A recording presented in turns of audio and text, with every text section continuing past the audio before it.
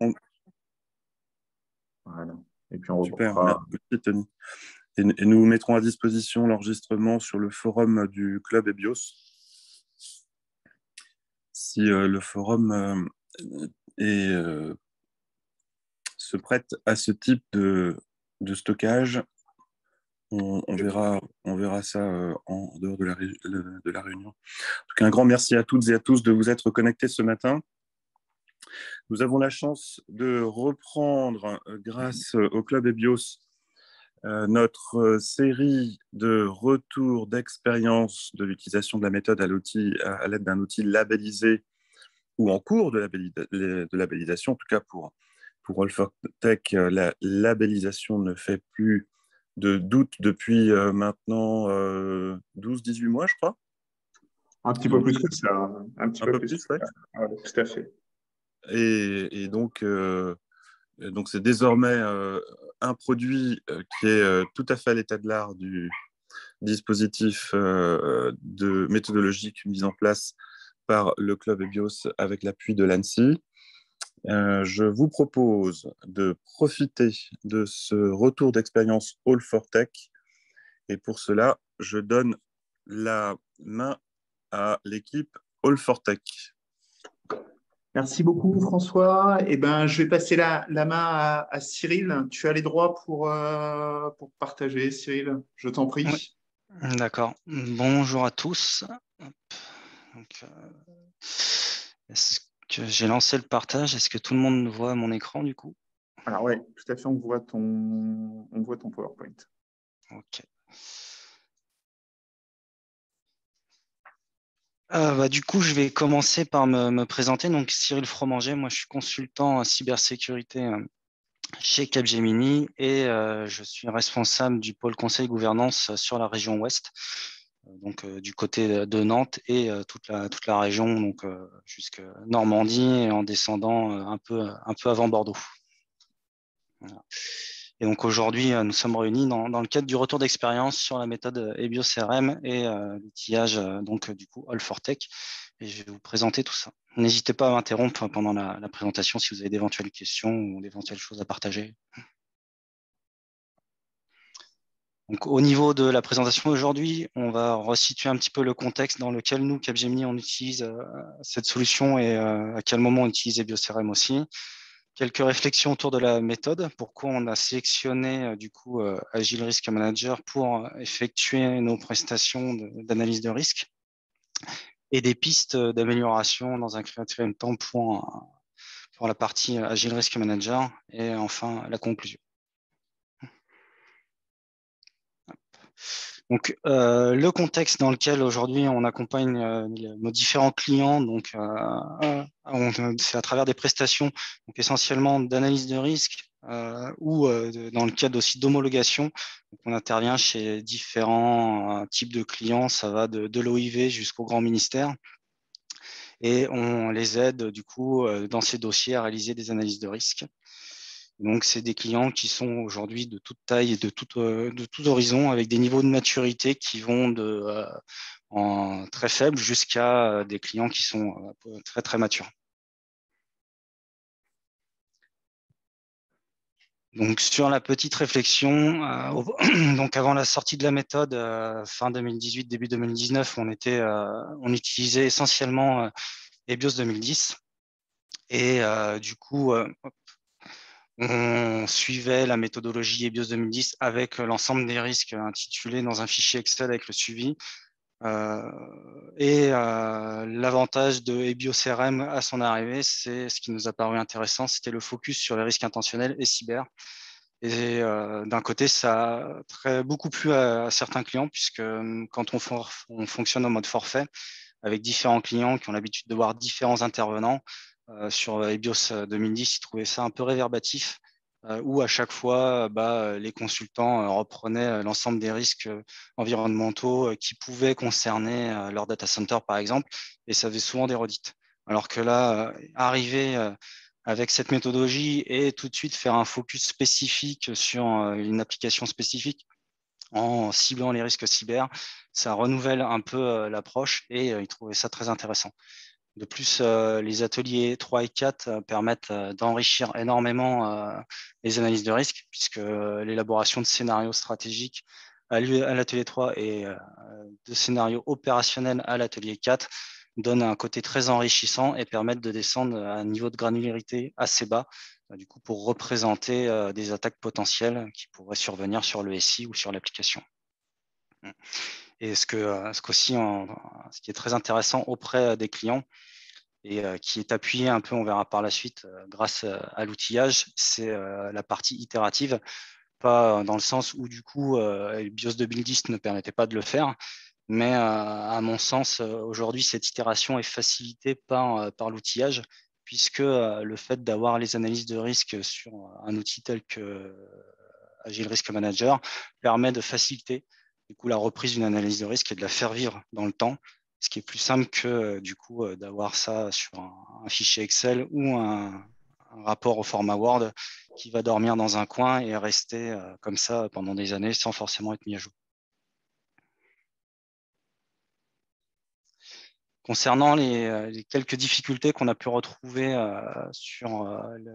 pour jouer la méthode, donc ce qui peut être compliqué de jouer la méthode, c'est en phase amont d'un projet, quand on est en phase de cadrage. Quand on n'a pas forcément beaucoup d'informations, ça peut manquer un peu de flexibilité. Notamment, j'entends ici, on est vraiment en très haut niveau. Donc, on peut réaliser une analyse de risque sans avoir forcément d'informations concrètes sur quelle technologie ça va reposer. Donc, c'est vraiment une phase complète de conception. Et ce qui peut, du coup, faire un peu partir dans tous les sens et rencontrer aussi quelques difficultés, puisque aujourd'hui, si on suit la méthode, l'atelier 4 permet de définir la vraisemblance, mais sans architecture ou socle sur lequel se reposer, c'est un peu compliqué. Donc, nous, on a fonctionné en partant sur cette partie cadrage, sur une échelle d'occurrence qui est appréciée avec nos clients. Et du coup, ça reste un peu relatif. C'est particulièrement intéressant ce que tu évoques, parce que tu pourras éventuellement profiter de la démarche Obérisque que Thales a mis au point pour intégrer des jalons des BIOS Risk Manager dans le cycle de vie. Et en effet, ton retour d'expérience corrobore en fait le besoin de bien délimiter l'atelier ou les différents ateliers de la démarche chez BIOS Risk Manager au regard de l'information disponible à un stade donné du cycle de vie. Merci beaucoup. Merci à toi. Donc du coup, pour reprendre, c'est ce qui était un peu compliqué en phase de cadrage. Et après, bon, on retrouve aussi certaines problématiques auprès de nos clients sur la partie itérative. Et ce qu'on peut s'apercevoir aussi, c'est que certains clients ont un peu de mal à voir qu'une méthode n'est pas forcément exhaustive et aussi qu'on n'aborde pas potentiellement les risques liés à l'environnement. Donc, parfois, il nous est demandé d'ajouter des risques, des sources de risques environnementales, ce qui fait que on jongle un petit peu puisque il n'y aura pas de scénario opérationnel possible à définir avec des risques de type environnementaux. C'est plus compliqué. Et enfin, la dernière partie où potentiellement on peut rencontrer des problématiques, c'est sur l'élaboration du socle de sécurité. Donc, d'un côté, si on tombe chez un client qui n'a pas forcément un niveau de maturité très élevé, on va se lancer dans une construction de socle. Donc, nous, en règle générale, ce qu'on propose, c'est de rester sur des référentiels type guide d'hygiène de l'ANSI ou l'annexe A de la norme ISO 27001. Ce qui reste potentiellement gérable pour les clients à faible maturité. Et côté client avec une très forte maturité, là, c'est plutôt contenir et avoir un stock de sécurité qui soit cohérent, puisqu'on peut très vite arriver avec un certain nombre de mesures de sécurité qui explosent. Et par expérience, je me suis déjà retrouvé avec des socles imposés par des clients où on avait plus de 700 mesures et du coup, ça devient difficilement lisible à présenter et à suivre au cours du temps. Petit élément d'actualité sur les socles 27001, 27002. La nouvelle 27002 est parue en février 2022 et la mise à jour de la 27001 qui fait suite à cette parution est prévue en automne 2022. Tout à fait. On a déjà acquis de mon côté commencé à travailler sur la nouvelle norme 27002. Alors, j'ai une petite question, Cyril, de Oui. mon côté, sur la complexité, là, sur le socle de sécurité. Comment vous gérez concrètement? Quand tu te retrouves avec 700 mesures de sécurité ou exigences dans un socle Alors, imposé par le client, comment vous moi, traitez ça? ce que je propose, c'est de partir sur des mesures qui sont simples et qui sont potentiellement applicables rapidement. Surtout que quand tu interviens dans le cadre d'une homologation, typiquement, ton homologation, elle est prononcée pour un certain temps. En règle générale, si on prend la moyenne, c'est 3 ans. Ce qui fait que si tu as un socle qui est relativement important et qui n'est pas forcément complètement 100% appliqué, ça va être compliqué de mettre en œuvre des mesures de sécurité qui vont dépasser dont la complexité va demander en fait un temps d'application supérieur à la durée de l'homologation. Donc, dans un premier temps, ce que je conseille, moi, c'est de mettre en place des mesures, des sortes de quick wins qui vont sécuriser le SI rapidement ou l'application et ensuite, par la suite, réfléchir à ajouter des mesures à plus ou moins moyen terme qui seront applicables dans la durée de vie du SI. Et les mesures qui sont vraiment trop contraignantes, puisqu'aujourd'hui, on peut intervenir chez des clients, par exemple, qui ont un SI complètement à plat et qui nécessiteraient la mise en place de mesures de cloisonnement, par exemple, pour les OIV où on demande à cloisonner ensemble des SIV. Si on arrive chez un client qui a le réseau complètement à plat, on sait très bien que la refonte de l'architecture globale de son SI ne se fera pas en 3 ans. Ça va prendre du temps. Et c'est une mesure à mettre sur le long terme. Donc, du coup, un peu la garder en visibilité. Et c'est une mesure qui se fera avec les évolutions du SI et qui ne se fera pas du jour au lendemain, de par sa complexité d'implémentation et du coup, le coût aussi qu'elle engendre. Ok, merci. Donc, à l'époque de la sortie des BioCRM, donc en 2019, comment on fonctionnait, on a réalisé quelques analyses de risque au format, avec la méthodologie BioCRM, avec des Excel, des PowerPoint. On a repris les graphiques en visio.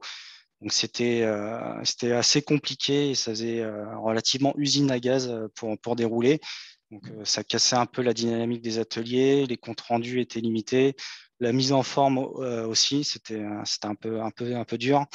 Sous Visio, reprendre les graphiques, ça nous a pris un certain temps à les créer également. Et puis pour les maintenir à jour, c'est moins simple à travers l'outil. Donc ça nous a orienté en interne à chercher une solution d'outillage. Et notre choix s'est porté sur Agile Risk Manager.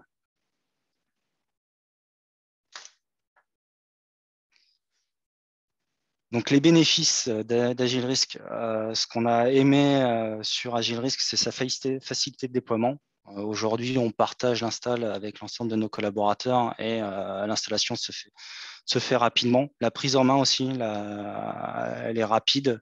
La simplicité de l'application, ça nous permet de retrouver rapidement nos petits dans les ateliers et une personne qui n'a pas l'habitude d'utiliser en une demi-journée, une journée, a au moins l'ensemble des éléments pour pouvoir utiliser le logiciel.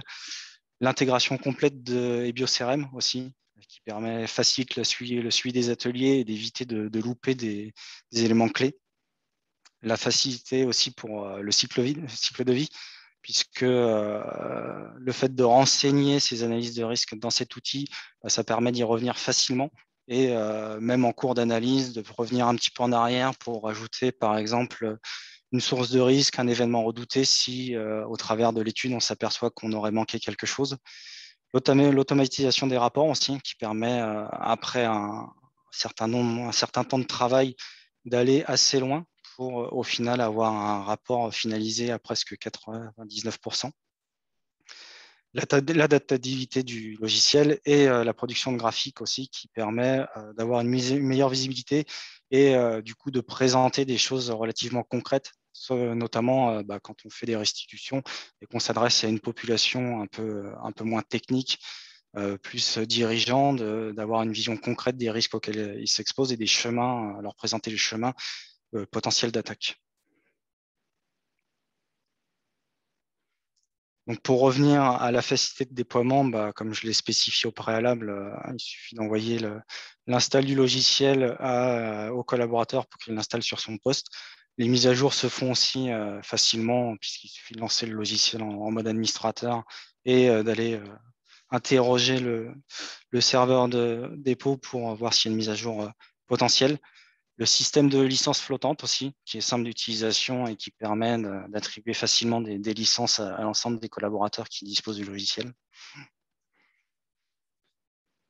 Pour l'exploitation, on peut reprendre comme exemple l'ergonomie générale et la simplicité de la solution. On s'y retrouve facilement. Ça ressemble globalement à un format Excel, donc on peut rajouter des lignes assez facilement pour enseigner l'ensemble des éléments, ce qui facilite la prise en main pour les consultants et une utilisation rapide du logiciel.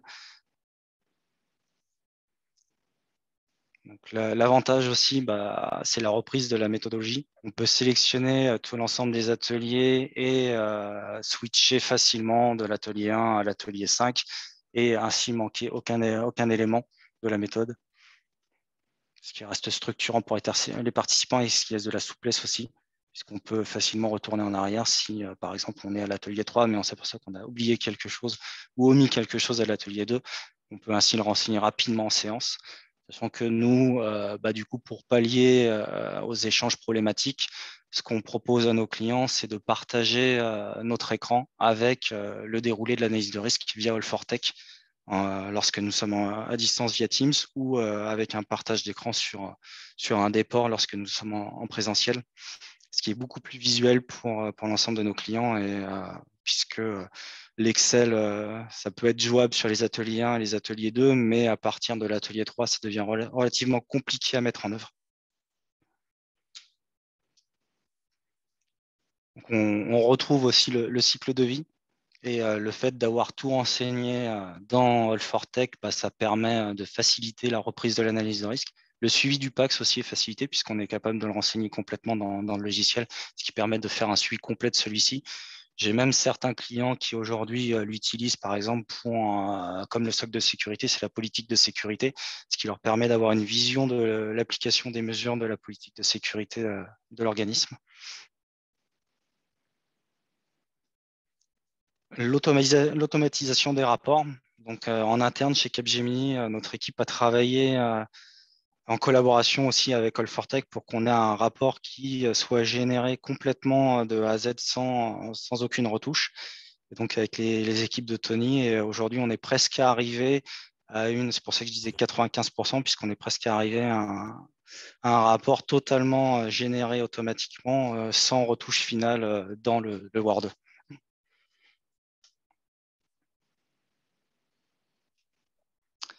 Et l'adaptabilité du logiciel, puisqu'on retrouve donc des échelles des ICT, gravité, impact, des niveaux de menace qui sont renseignés par défaut dans le logiciel, mais qu'on peut modifier facilement pour reprendre si chez nos clients, ils ont des échelles existantes, ce qui facilite les modifications. Ça se fait très simplement pour prendre en compte les bonnes échelles.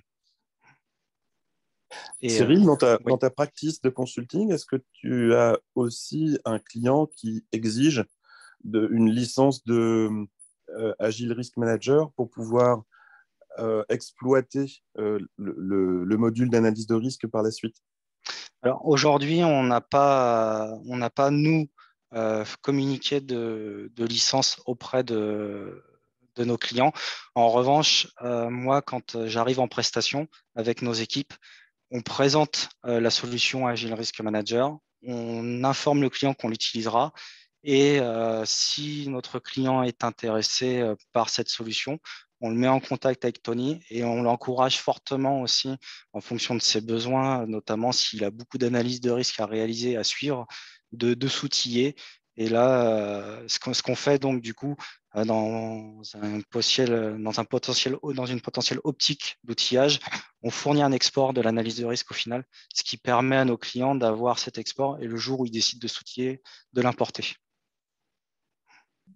Mais on ne met pas de licence à disposition pour le moment, sachant qu'il y a possibilité d'avoir avec l'installation une licence temporaire. Donc, Tony, je ne me souviens plus de combien de jours elle est disponible, la licence temporaire, mais ça permet de travailler un petit moment Ouais, dessus. ça permet de découvrir l'outil et puis de confirmer l'adéquation. En tout cas, chez les clients finaux, quoi. Question sur le chat. L'interface est-elle disponible en anglais? De mémoire, je ne sais plus, Donc, la réponse, Tony.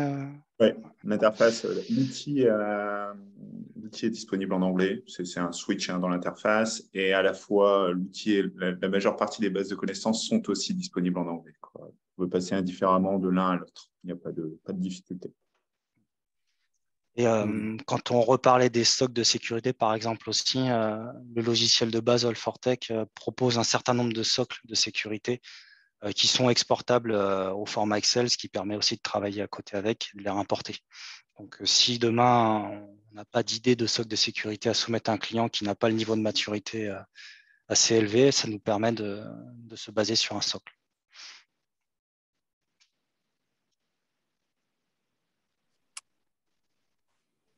Au niveau de la représentation graphique, donc on reste conforme à la méthodologie avec des représentations radar, avec les diagrammes et qui nous aussi les chemins d'attaque. Donc ici, on peut voir un scénario opérationnel avec un chemin que prendrait un cybermercenaire pour attaquer du coup la valeur métier administration. La représentation radar est aussi très appréciée des clients puisque ça permet d'avoir une vision rapide de qui potentiellement pourrait créer un danger en fonction de l'endroit où il se situe.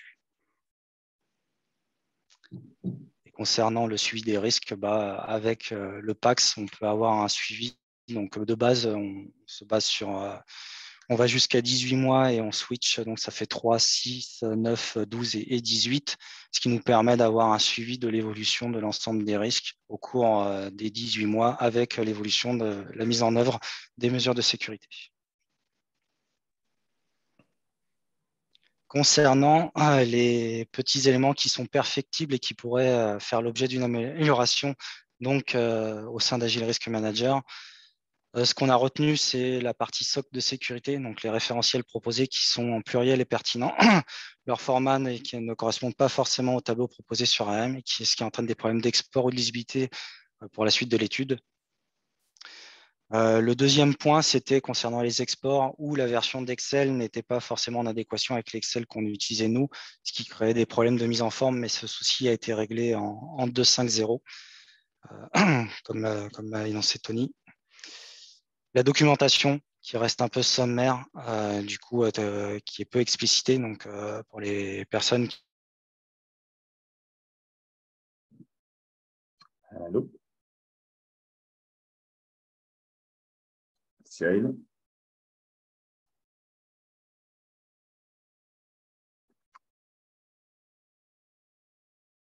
Allô, allô?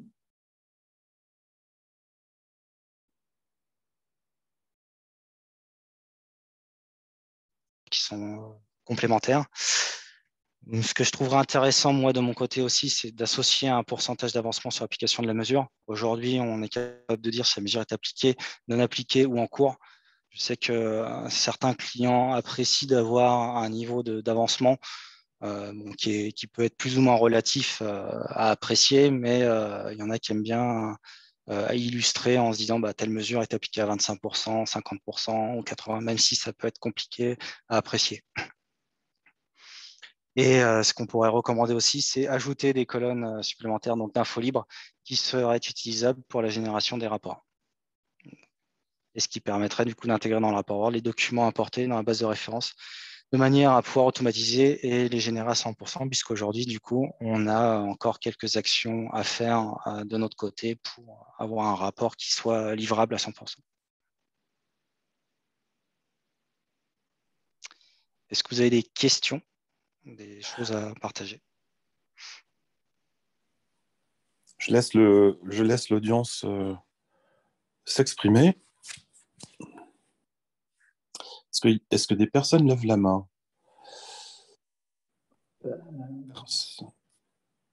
Allez-y, hein, n'hésitez pas, vous avez la parole.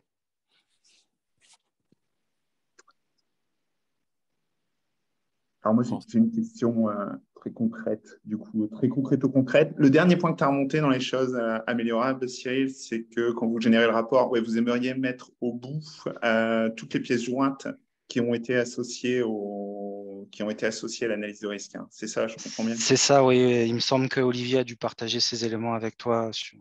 Ouais, je n'avais pas compris comme ça. Ok, quoi. Ouais, pouvoir sortir le Bah, rapport une seule ouais, fois et pas avoir à c'est réimprimer ça. les autres documents ou les réexporter. Après, on pourra faire un point avec Olivier pour échanger sur cette partie-là, mais l'idée, c'est vraiment d'utiliser tout le potentiel du logiciel pour, au final, n'avoir, une fois que tu as tout intégré sur Agile Risk Manager, de cliquer sur un bouton et de générer le rapport, puisque l'ensemble des éléments sont renseignés en atelier ou lors des séances de travail en interne et validés en atelier. Et du coup, l'idée, c'est vraiment d'arriver à la fin avec quelque chose de plus simple possible et d'avoir un rapport 100% lisible et exploitable par nos clients. Ouais, de faire disparaître complètement l'effort de documentation. Quoi. Est-ce que vos clients ont exprimé un souhait de disposer d'un livrable en sortie d'ARM capable de prendre en compte aussi le risque accidentel ou environnemental? Alors, ça m'est arrivé une fois sur la partie, sur une analyse de risque en cadrage.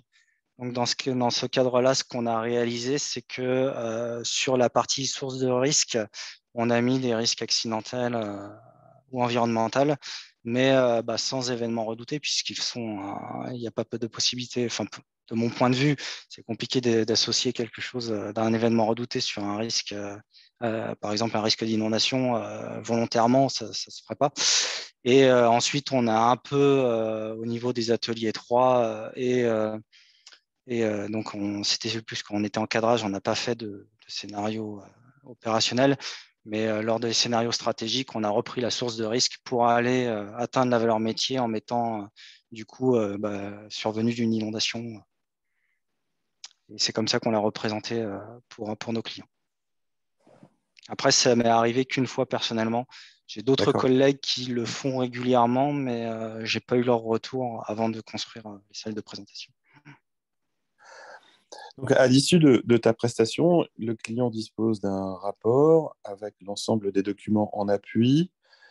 Quand il en a vraiment besoin ou quand son besoin est explicite, il est susceptible de commander une licence supplémentaire d'ARM pour sa propre manipulation de l'information ainsi créée. Est-ce que tu as observé chez les clients une appétence sur un travail en équipe qui conduirait potentiellement à ARM à être disponible en mode serveur avec une interface de type client? Alors, je sais qu'il existe un mode où on peut travailler en mode partagé. Nous, on ne l'utilise pas au sein de Capgemini, mais lorsqu'on en parle à nos clients, on met en avant cette possibilité aussi. Et nous, en interne, on pousse pour justement mettre à disposition une infrastructure, puisqu'aujourd'hui, on peut être plusieurs sur une mission à haut forfait à travailler sur la même analyse de risque. On fonctionne en export et on s'envoie les exports pour chacun avoir le même niveau. Mais il y a une possibilité de travailler en mode communautaire et du coup de partager la même analyse de risque. Et c'est ce qu'on met aussi en avant auprès de nos clients, c'est que chaque personne qui a besoin d'utiliser All4Tech peut avoir le client lourd installé sur son poste, ça ne prend pas trop de place, et du coup de travailler sur un dossier partagé pour partager l'ensemble des analyses de risque. Après, Tony, est-ce que tu as éventuellement toi des pistes aussi ou des remontées sur le travail en mode interface web?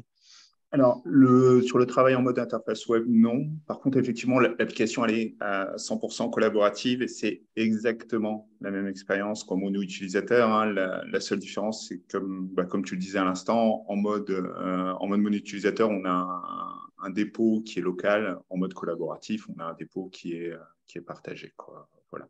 C'est vraiment mais donc, il n'y a pas de difficulté à avoir un fonctionnement client-serveur, si c'est le mode recherché, s'il y a besoin de travailler simultanément sur plusieurs analyses de risque ou de partager les choses, etc. L'application, elle est faite pour ça. Et par ailleurs, le label de l'ANSI autour des BioCRM couvre aussi ce périmètre-là, quoi. Toutes les applications qui sont labellisées au niveau 2 proposent du travail collaboratif. Paul, je t'en prie. Merci Tony, bonjour à tous. Merci beaucoup Cyril pour cette présentation. J'ai une question, c'est basé sur ton retour d'expérience. Comment vous avez fait pour intégrer le socle des différents clients pour lesquels vous avez pu travailler? C'est-à-dire qu'ils ont en général ils sont complètement à différents référentiels, mais ils peuvent aussi avoir une baseline dédiée à leur projet. Comment vous avez fait pour intégrer ça dans vos analyses et notamment faire les imports par exemple? En fait, il y a un gros travail préalable à faire. Pour le meilleur moyen, c'est quand même de travailler sur Excel, sachant que du coup, tu peux exporter n'importe quel élément sur All4Tech au format Excel. Donc, tu peux, par exemple, exporter un socle où tu aurais juste une ligne pour te servir de modèle. Et après, nous, on reprend les documents clients et on renseigne le socle dans Excel avant de l'importer dans le logiciel, ce qui est quand même beaucoup plus rapide que de rentrer ligne par ligne dans All4Tech. Très bien, merci. Pour donner suite à l'interrogation de Paul sur le socle, est-ce que vous avez eu affaire à des cas où des référentiels d'exigence ne sont pas forcément matérialisés par le socle, mais matérialisés par des textes réglementaires? Est-ce que vous avez eu affaire à des souhaits de clients qui vous amènent à représenter un socle et sa mise en œuvre au regard d'un corpus d'exigences réglementaires ou sectorielles? Si on est dans ce cadre-là, on reprend le texte et on partage avec notre client les éléments essentiels. Donc, si on prend une relecture de texte global, on identifie les mesures, enfin, ou le paragraphe qui va donner une mesure et on la représente en une ou deux lignes, enfin, en une ligne avec une description éventuellement. Et du coup, après, une fois qu'on l'a mis en place dans l'Excel et validé avec le client, on l'importe dans le Fortech, ce qui nous permet de s'adapter. Merci beaucoup. D'autres questions? Je vois qu'il y a des éléments de chat.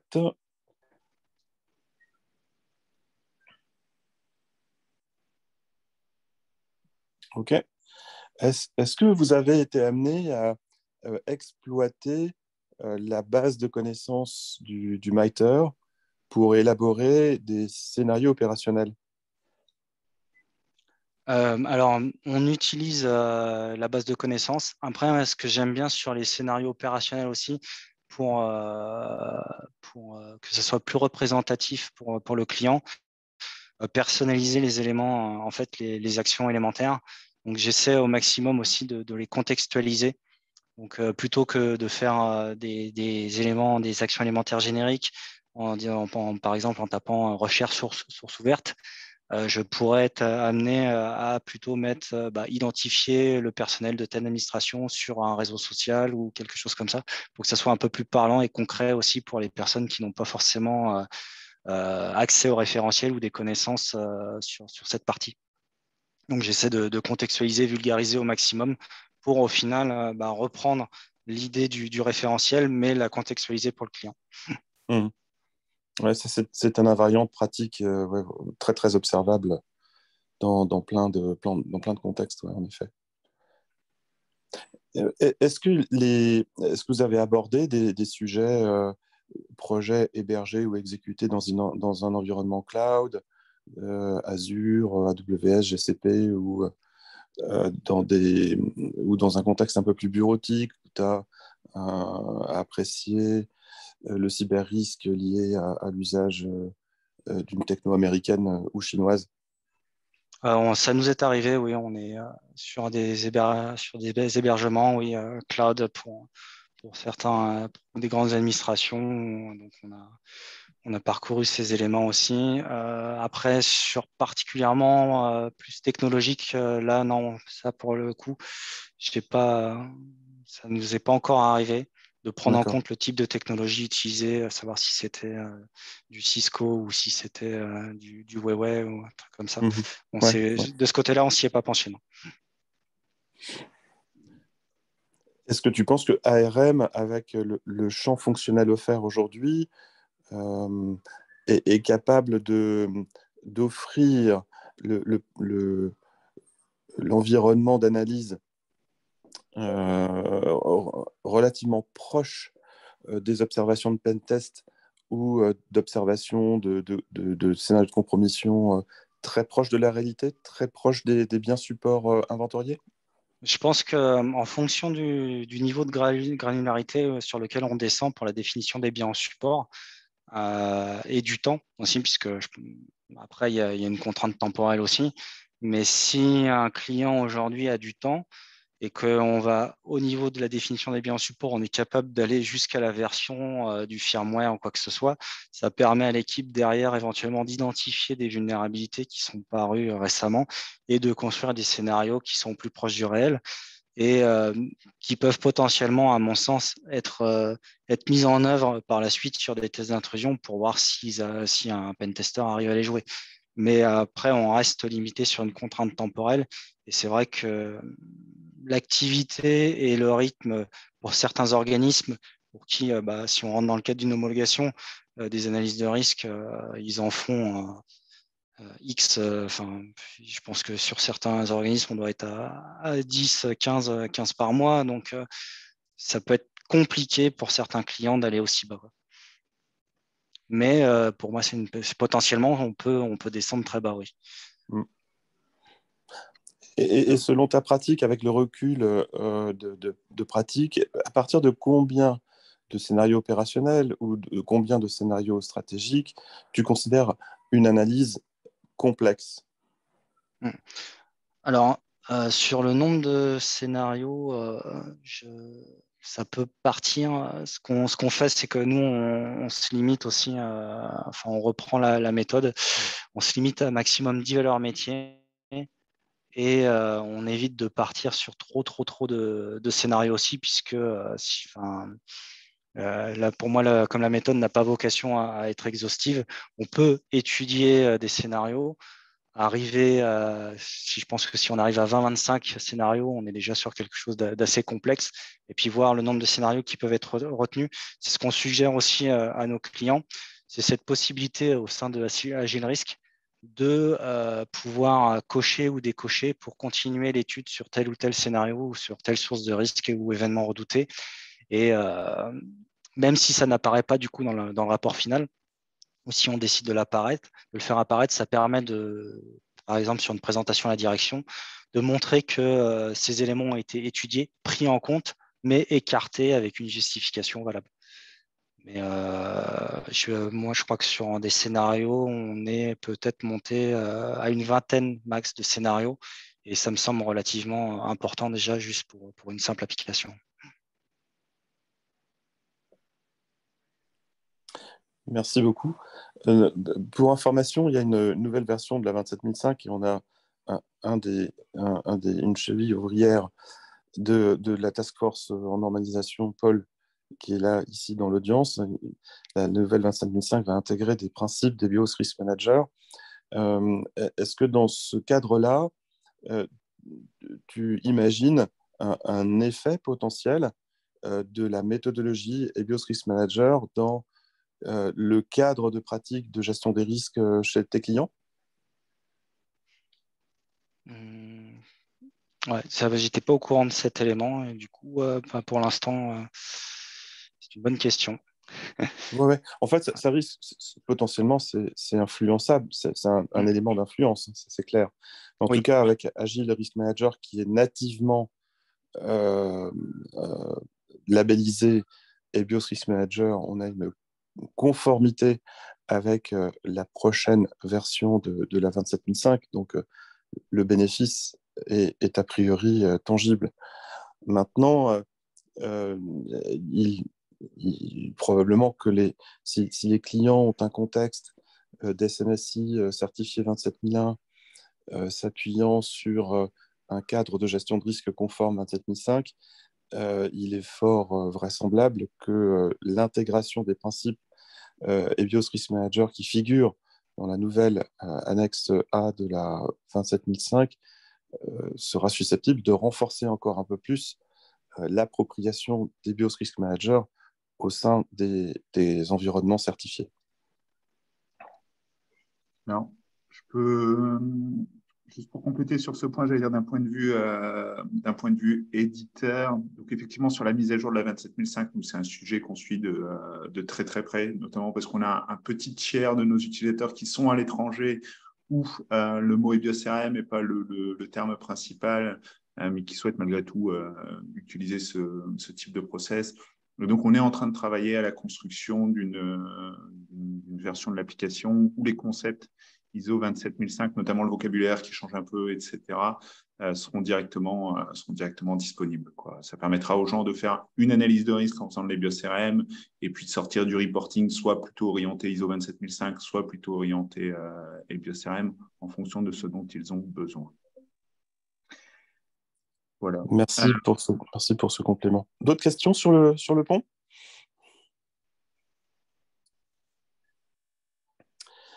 Alors, je vais poursuivre avec ce que tu as présenté en début, Cyril.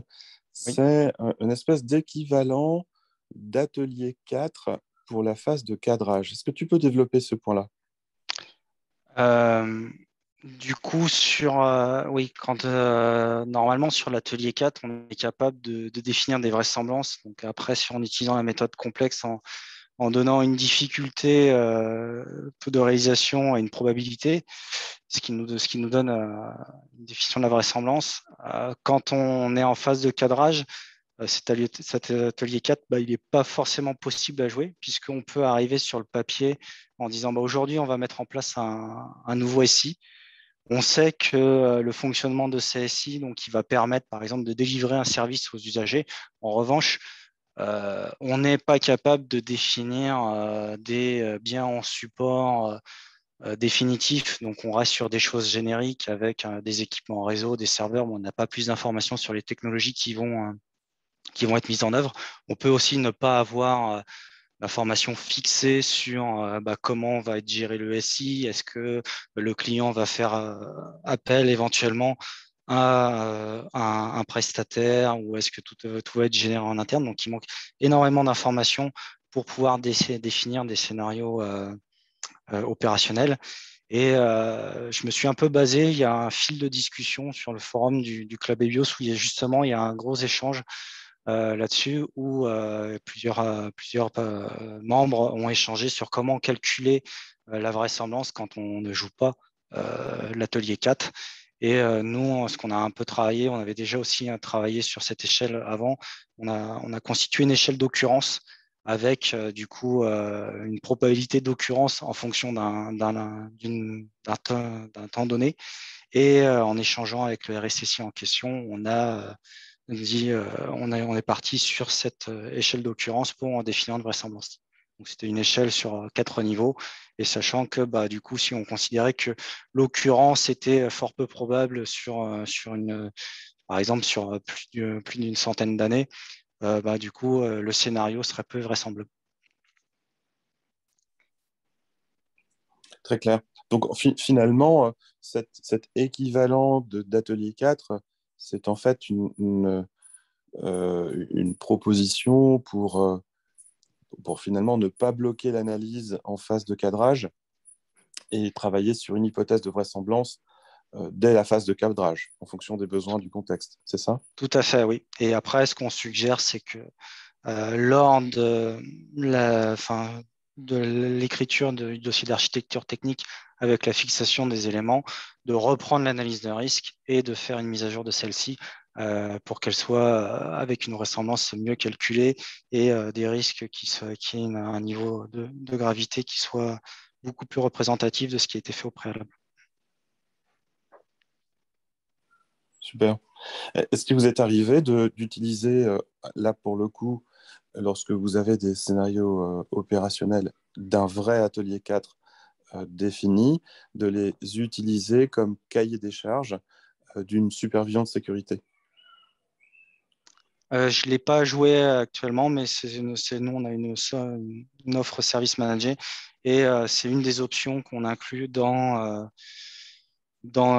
potentiellement auprès de nos clients, du coup, de passer par une analyse de risque et la réalisation notamment de ce scénario 4, enfin, l'atelier 4 pour définir des scénarios pour pouvoir identifier et mettre en œuvre les mesures sur le SOC. Super. Mais à titre personnel, je ne l'ai pas encore joué pour le moment. D'accord. Est-ce que d'autres questions dans notre audience? Oui, Pierre-Marie.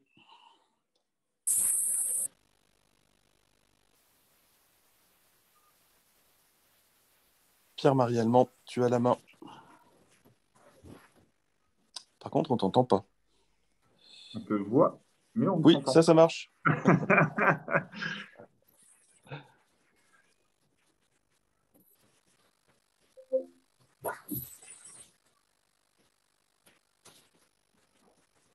Ok. Je crois qu'il y a toujours un souci de son. Ouais, il y a toujours un peu de son. Pas. Je cherche s'il y a d'autres mains levées.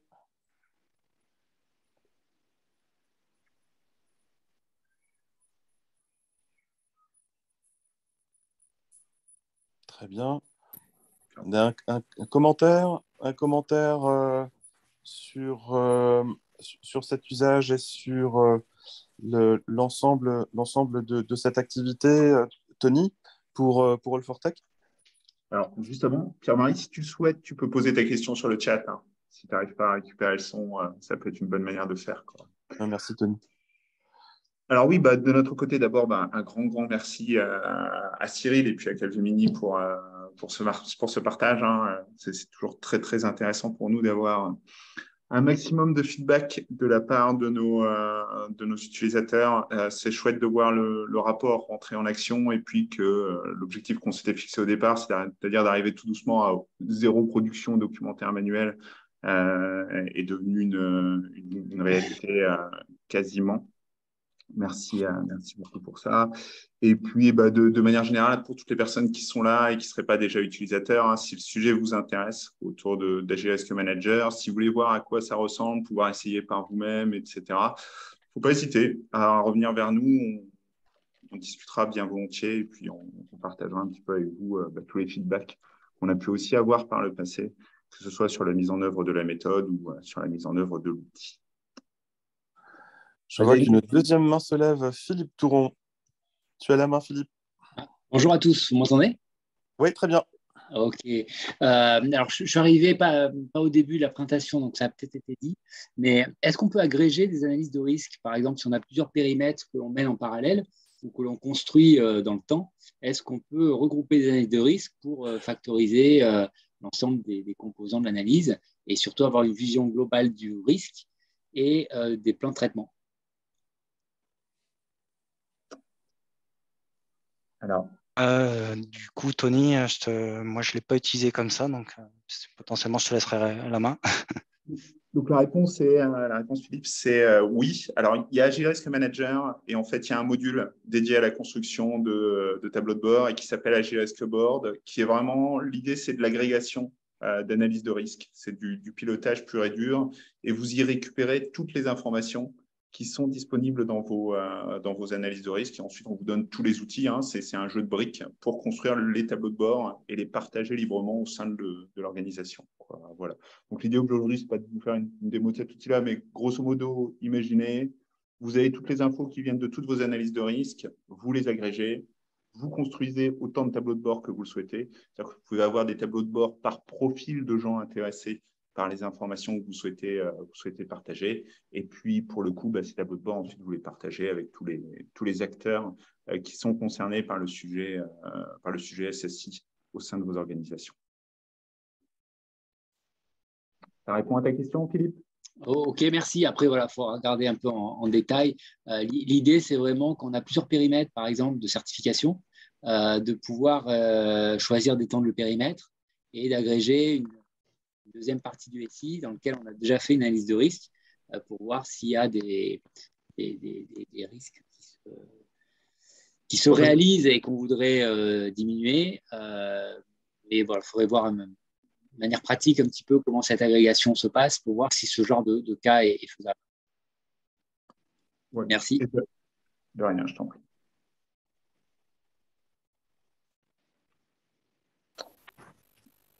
Est-ce que Pierre-Marie a récupéré la config de son micro?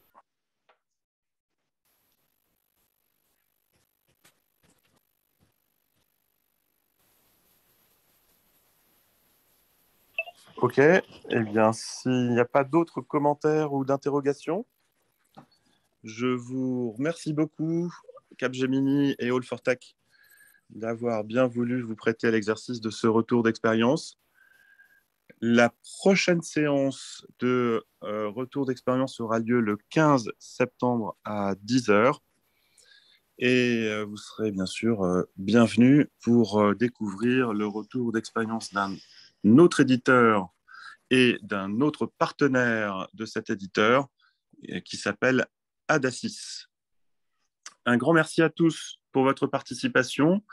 Tony, tu peux mettre fin à l'enregistrement et stocker bien précieusement le fichier MP4 qui en découle. Merci beaucoup, François. Bonne journée à tous. Encore merci, Cyril. À très bientôt. Bonne journée à tous. Merci.